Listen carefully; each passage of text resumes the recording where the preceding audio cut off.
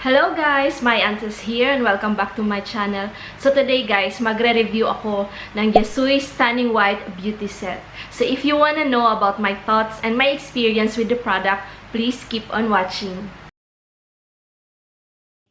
So ganito yung packaging ng Yesui Stunning White Beauty Set. Then sa may side, merong indications, precaution, and provision. So you have to read all of it para alam mo yung dapat gawin. Kasi guys, this is a rejuvenating set.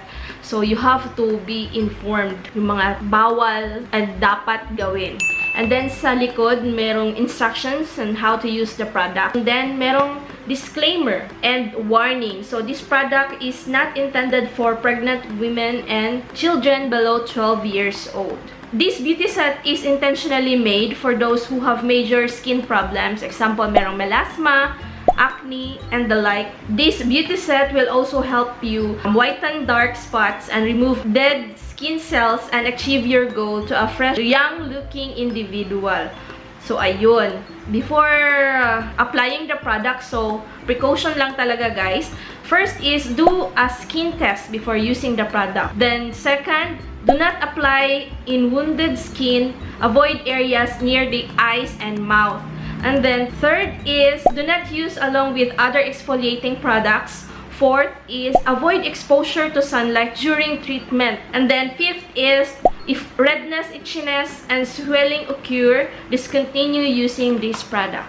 So, inside the box, merong toner, Kojic na soap, yung night cream, and yung day cream. So, yung day cream niya is sunblock with SPF 65. Merong instructions na nakalagay dun sa likod ng box, but along the way, sa paggamit ko ng product, hindi ko na sinunod kasi hindi ko kinaya yung hapde ng product. So, medyo inalter ko siya and binase ko kung paano ko matotolerate yung pain. Yung pain talaga, pain. So, basically, yung instruction is, in the morning, gagamitin mo yung soap, mag-wash ka ng face, and then after washing the face, you apply the toner, and then yung day cream. At nighttime, same pa rin, you use the soap for washing your face, and then you use the toner, and then you pair it with the night cream. This is my first time using rejuvenating set. So, medyo na-warla-warla yung ante along the way. Kasi hindi ako nag-research. Kasi gusto ko nga i-review yung products para authentic. Authentic yung thoughts. Base lang talaga yun sa experience ko. But then again, it didn't work that way. So, I have to research along the way na sa paggamit. So, ikukwento ko sa inyo kung anong nangyari sa akin 3 weeks, 4 weeks of using the product and how I adjusted yung paggamit ng beauty set. So, yun na nga, on the first week, hindi ako nag-research. So, I'll just follow kung ano yung nasa instruction na nasa likod ng box. So, how to use ito dito. Dito ako nag-base. So, ito yung binasihan ko kung paano paggamit ng product. So, ayun, in-apply ko lang siya. After 2 days, nag-start na siyang mag-dry and then nag-peel off na dito sa my dry areas ko. And then, on the 4th or 5th day, yun na, bonggang peeling na talaga. As in, parang nawerla. Medyo nag-worry ako, to be honest, kasi yun na nga, first time kong gumamit ng rejuvenating set and wala akong kalam-alam talaga kung anong mangyayari. And hindi ko in-expect na ganun kabonggang peeling ang mangyayari. So, ayun. And since medyo malalaki talaga yung napipil na skin, medyo mahapdi talaga siya, mahapdi. As in, merong discomfort. Hindi ko na talaga alam kung anong gagawin. Dumating sa point na I have to apply the product na nakaharap sa aircon para lang ma-ease yung pain. Yun na nga, masakit talaga and super hapdi. So, I decided na stop using the product on the 5th day. So, stop. But, ang hindi ko lang talaga in-stop is yung soap and yung day cream. Kasi, it has SPF 65. So, protection na rin yun. Kasi nga, nagpipil. So, di pwedeng ma-expose yung skin mo to direct sunlight na merong peeling na nangyayari kasi baka ma-damage pa, baka maging worse pa yung outcome, 'di ba? So, ayun, in-stop ko yung night cream and yung toner kasi para sa akin yung dalawa talaga yung medyo matapang. After nun, doon ako nag-research and nagtingin ako ng mga videos, mga reviews sa YouTube. And then, parang ang dating is, parang ang easy lang para sa kanila. So, parang baka mali yung ginawa. Ano ba, bakit hindi ba nag-work sa akin? Parang nag-self-pity. Nag-self-pity ko, ang pangit-pangit ko. ang lalaki ng peeling and ang hapde. It causes discomfort talaga kasi parang nasobrahan ko yata sa paggamit ng toner. So, yung mga napanood ko ng mga videos sa YouTube, medyo hindi siya nakatulong sa akin. Until I came across sa video ni Chinky Tita, pero ibang product yung ginamit niya. And then, doon ako nagka-ideya na, oo nga, baka pwede, this will work. Positive naman yung mga feedback ng ibang gumagamit. So, I have to make it work. Based doon kay Chinky na review ng ibang product, inalter niya yung process and hinay-hinay lang. So, ayun, tinapos ko munang mag-peel yung nasa face ko bago ako nag-proceed na gumamit ulit ng product. So, ayun, after the peeling, doon ko na na-convince yung sarili ko na the product works talaga. And even first cycle pa lang ng peeling, makikita na talaga na merong difference. Kasi my skin got a lot fairer, lighter, soft, and smooth. I'm done with my first week na sa Yasui na beauty set. Then I'm on my second. So, sa mo reaction doy sa ako ang face. Si Ana lang, good bita.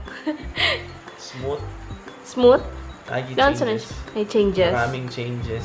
Meron akong mga blemishes and unti-unti talaga nawawala siya. And dito banda, meron akong melasma. Though di siya medyo visible but alam ko meron akong melasma dito due to sa overexposed sa sun nung nagtatrabaho pa ako sa field. Unti-unti siyang nawawala.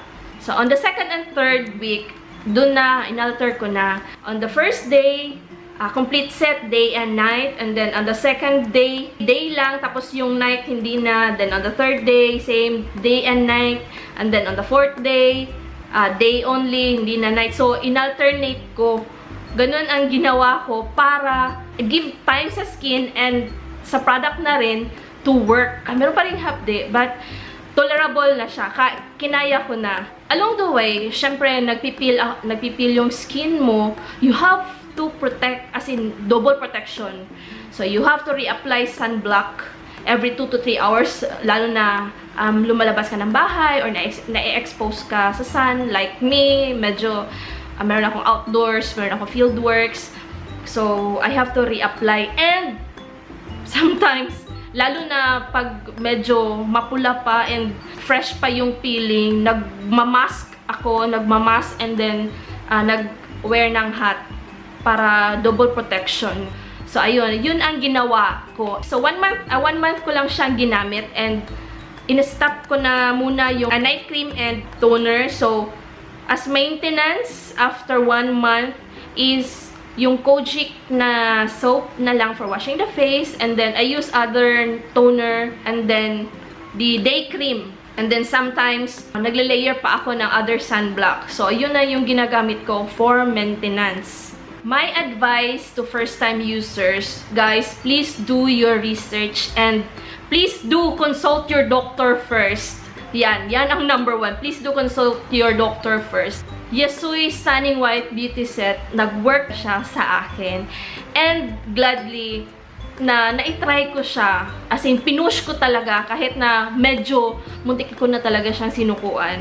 But, merong but. Kasi meron akong hindi nagustuhan sa kanya. And ewan ko lang if na-experience nyo rin ito sa mga gumagamit ng beauty set. Yung nose area ko, naging oily talaga siya. Oily na ako. Oily to combination yung skin type ko. But, bonggang oiliness dito sa my nose area. And, parang lumaki yung pores ko.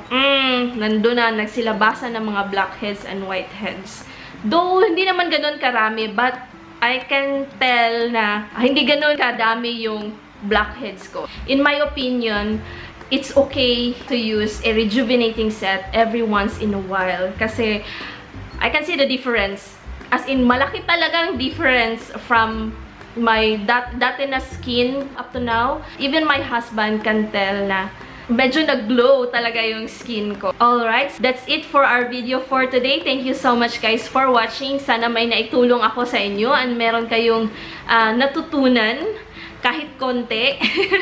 I hope to see you guys on my next video. Please do like this video if you did, and please also subscribe na rin sa channel ko and leave some comments down below kung meron kayong mga questions. I will be doing my best to answer based on my experience. And that's it. Daghang salamat kayo sa pagtanaw. Have a great day everyone. Bye!